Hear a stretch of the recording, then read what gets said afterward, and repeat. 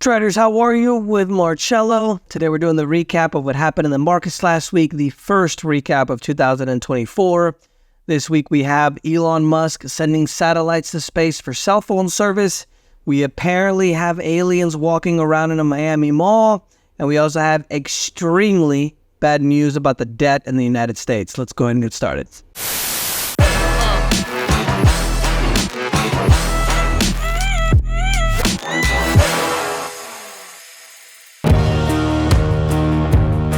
So, overall this week, we didn't have a lot of economic news, but we did have enough to where the markets did move a little bit. There's a little bit of an expectation that maybe the economy isn't necessarily doing as good as what they're reporting, but the reports that did come out do show the central bank in the United States, which control the interest rates, that the economy is technically doing good because the labor market is tight, meaning that it's hard for people to find a job because there aren't as many jobs available, essentially, just to summarize. So overall for the week, the North American markets were mostly negative. Toronto was the only one that was positive. In global warming news, the capital of China, Beijing, recorded its coldest December on record since records began in 1951. And also, Finland and Sweden recorded the coldest temperatures on record, which were negative 40 degrees Celsius or negative 40 degrees Fahrenheit. One of the things that I want to remind everyone is that the electric buses that Norway, which is in the region, ordered, in addition to, for example, Minnesota, don't work in extremely cold temperatures. So if you live in these areas or you're planning to move to these areas, you may want to consider another piece of technology because the electric vehicles are probably not going to work in those colds anyway. Nearly half of the United States companies in the United States plan to drop the requirement of a bachelor's degree for jobs in 2024. So now you may not even need to go to college to get a new job. Although I would recommend a side hustle like trading or YouTube or, some other things that you can do, because the increase at which your wages are going to go up is not going to be the same percentage as if you had your own business or kind of did something on your own on the side. And Florida Surgeon General is warning against the use of the things in your arm from the pandemic. I don't want to say it so they don't ban this channel too, as a possible cancer risk.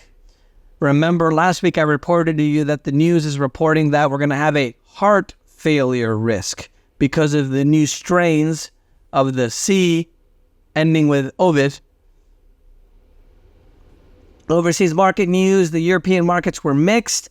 Most of those were around 1% or so. The Istanbul markets were mostly positive at over 2%, or the biggest positive of all, let's say, in Europe.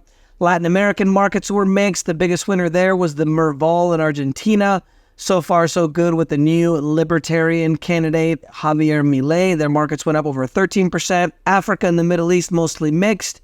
Asia and Australia, the far East, mostly mixed as well. And then in Bitcoin and crypto news, we had a situation where Bitcoin, there was a liquidation of about $300 million, if I'm not mistaken, a huge liquidation on Tuesday, but it did recover. And for the week, it finished at positive over 3%. They made it to 43,777. Coinbase, which is the largest crypto exchange in the United States, now is moving into the European Union. They're planning to buy a company that's going to provide them with the licenses to be able to provide crypto derivatives in the whole Eurozone, which is good. And in commodity prices, good news for food prices. If you haven't noticed the shrinkflation in the markets, dropped 13.7% so far in 2023. The only exceptions are sugar and also rice. Rice was up over 21%, while sugar is up 26.7%, which is the highest on the actual index. The situation in the Red Sea, though, the cost of shipping a container from Asia to Europe, since they can't go through the Red Sea, which is basically the Suez Canal in Egypt, went up by 173%. Maersk, which is 1/6 of all global traffic, they decided that they're not going to go through the Red Sea anymore because one of their ships got attacked. So they're going to go around. It's going to take much more time. And there's another shipping company, I forgot the name, but it's out of Germany. They reported that it's going to cost an extra $1 million to go around Africa rather than through the Red Sea. So that can spur the inflation bug again due to the fact that it's going to add a significant amount of cost to ship things now from Asia to Europe. The U.S. biggest exporter of LNG, which is liquefied natural gas. The United States now has become the world's biggest exporter again, superseding Australia and Qatar. Remember that part of the problem that the European economy is having, mostly the German economy, which is based on industrial production, is having that cheap Russian gas. But somebody, not named the United States, decided to blow up the gas pipeline. If you guys remember, that happened a few years ago from Russia to Germany. So now Europe is basically buying the gas from the United States, which is a lot more expensive. U.S. crude went up over 3%, 73.81, while Brent went up over 2.23% to 78.76.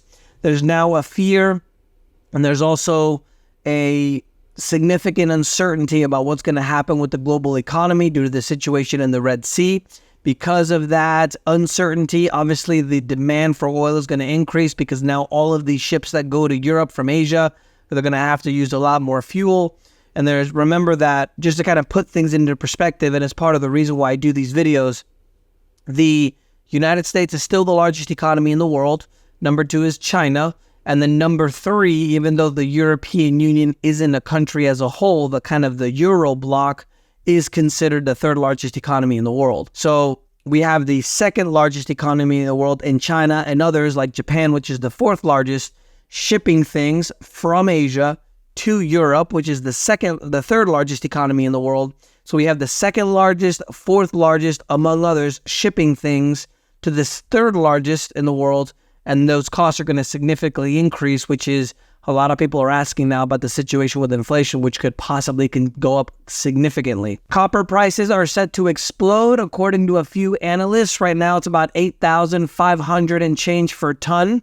And they're saying that it might get up to 15,000 due to the green revolution. There's going to be a lot of demand for copper due to the EVs and also the solar panels. And gold for the week, due to the little bit of a recuperation of the dollar, gold went down by 0.82% to $2,046.30.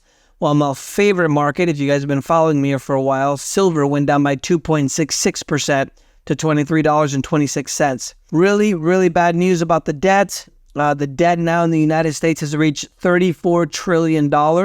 The interest now is the biggest expense outside of Social Security and Medicare. It's even bigger than military spending in the United States, which is a big problem. So we reached $34 trillion 2 months after hitting $33 trillion, 2 years after hitting $30 trillion, and 4 years after hitting $24 trillion. So it's literally starting to go parabolic. And there's a big problem now. During the last administration, Trump wanted to refinance all the debt at a much lower rate because the rates were practically at 0, and he wanted to do it at 100 years. But because of mean tweets, they didn't want to allow him to do that. So now we have to refinance almost half of the debt, which is almost $17 trillion, roughly, at much higher rates. So now nobody's going to want our debt. And in order for us to finance the debt, we're going to need to print our own money to be able to buy our own debt.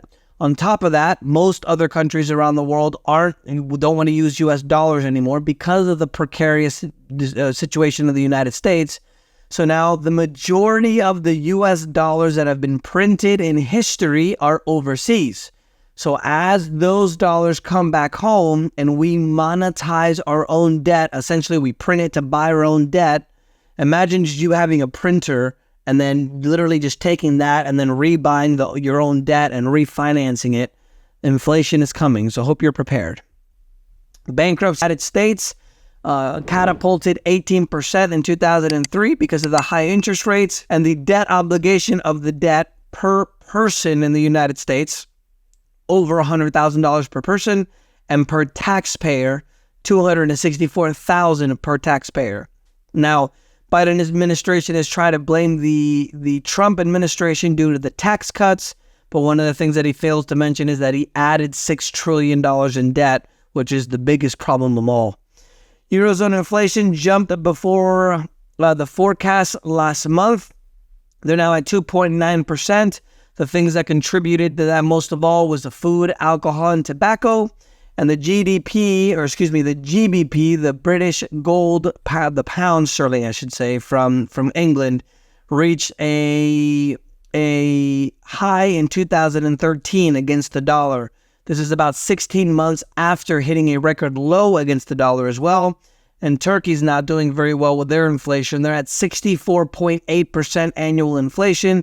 And the central bank just raised the interest rates from 8.5% to 42.5%. So imagine right now in the United States, the central bank saying, hey guys, we're going to raise the rates to 40 because we need to slow down inflation a little bit. Literally, the economy would come to a screeching halt because nobody can buy anything. Political news, Russia unveiled their new avant-garde hypersonic missile. Travels at 27 times the speed of sound. 34,000 kilometers per hour, or about 21,000 miles per hour. Just putting on our conspiracy theory hat for a second. Conspiracy Marcello says that it kind of seems to me what they're trying to do is to spread out the United States to try to make them essentially go bankrupt.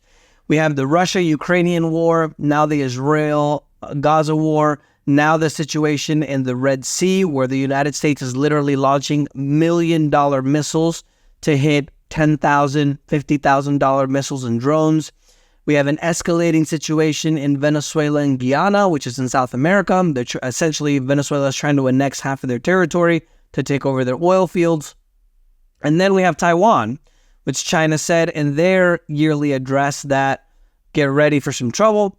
And now we have North Korea this week launching 200 artillery shells to an island close to South Korea.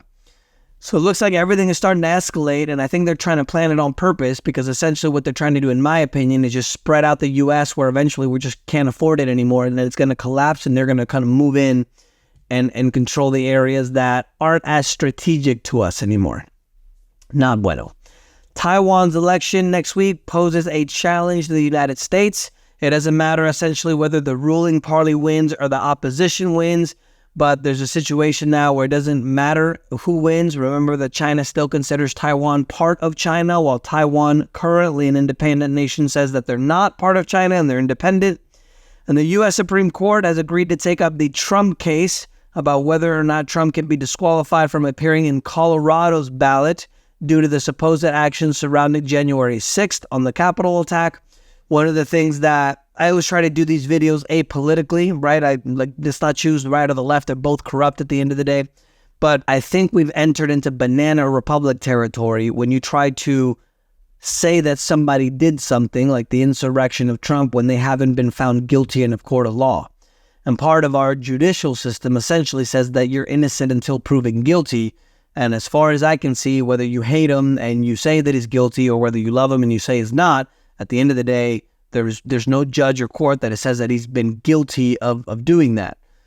So that's why I think literally there's a situation now where we're just turning into a banana republic because now you can just go after anybody whether they're guilty or not, which is a big problem because that's what happens in third world countries essentially. Economic news, China's manufacturing PMI contracted further in 2023. More policy support is probably going to be needed in China to recover their economy. And the Eurozone factories have contracted for the 18th consecutive month. Again, part of the big problem is Germany, which is the fourth largest economy in the world. Japan was 3. I think I said it backwards earlier, but they're just not doing very well at all. Singapore's economy grew by 2.8% year over year, and the Labor Department in the United States says that layoffs decelerated in the final full week of 2023, meaning that the labor market is still tight.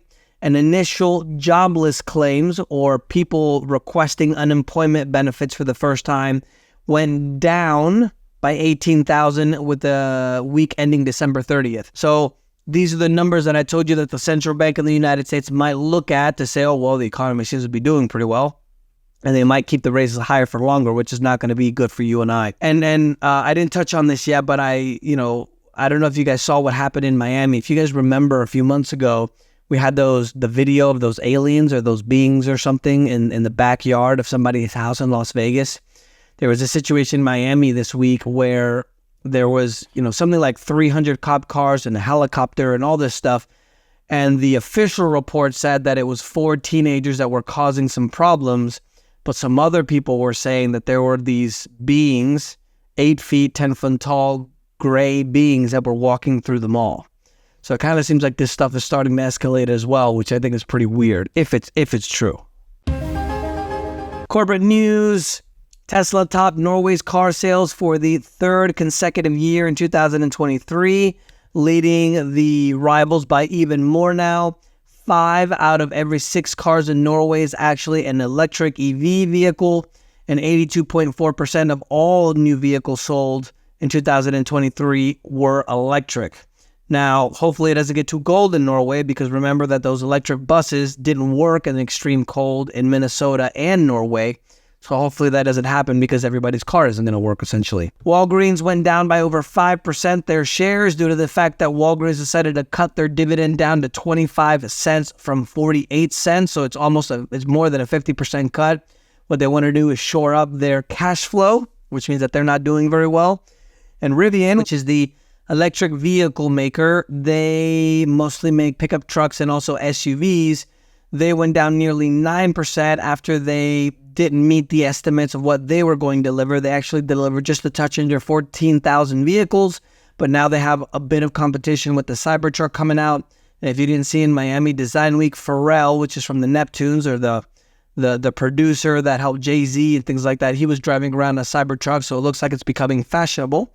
Ford is increasing some of its prices of its Ford Lightning EV as well, looking like a lot more people. There was thousands of dealerships that actually requested the Biden administration stop forcing the EVs down our throats, because the consumers don't want to buy them anymore. And Tesla has officially lost its title as the biggest EV maker in the world to BYD in China.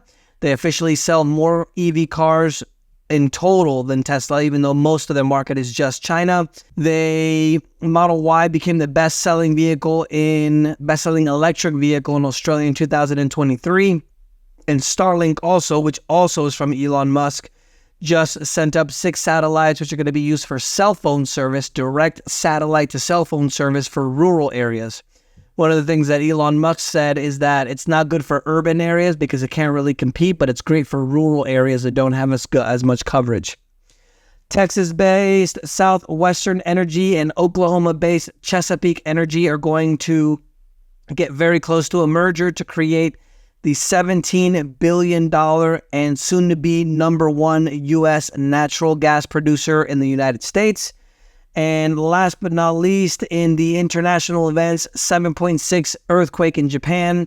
It caused a football-sized piece of land to go up in the coast.